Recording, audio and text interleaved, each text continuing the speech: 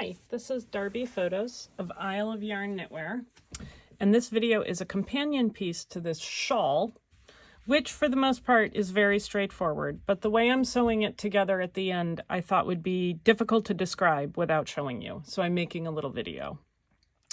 The first thing we did, we made the whole shawl, starting down at the bottom corner, working our way up, and then finally knitting this cross piece that we are attaching at the end. We worked it in two pieces, a very large main piece and this top cable to make it a nice even triangle and give it a border. So now that we're done knitting this top cable, we have to sew the top cable onto the main body piece of the shawl.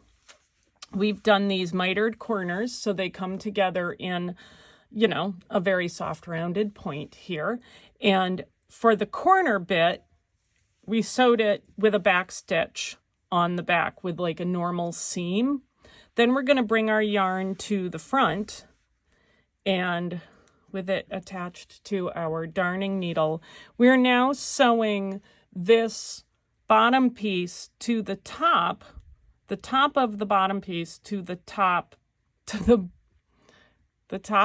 the bottom piece is being sewn over the top of the bottom of the top piece, if that makes any sense at all.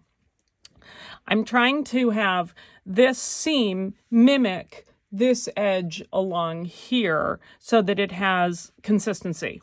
So let me show you how I'm doing that. Obviously I've just got it pinned very roughly in place.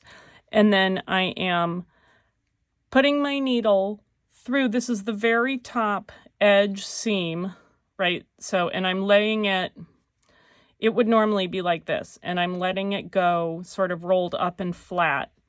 And then I'm passing the needle between the V's of stitches here, passing the needle between them, then I'm grabbing the very tippy edge of the top cable and then passing the needle back up through these V's in a back stitch.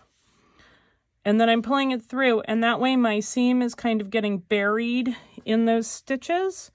And then I'm going to go back in the back stitch again and repeat that. And I'm doing that all the way across. And as I pull the yarn tight, it's dropping into place. And now you can see that mine is not perfectly straight, but when I work with the yarn a little, it straightens out pretty well. I have a jog here, but that won't be too noticeable at the very end.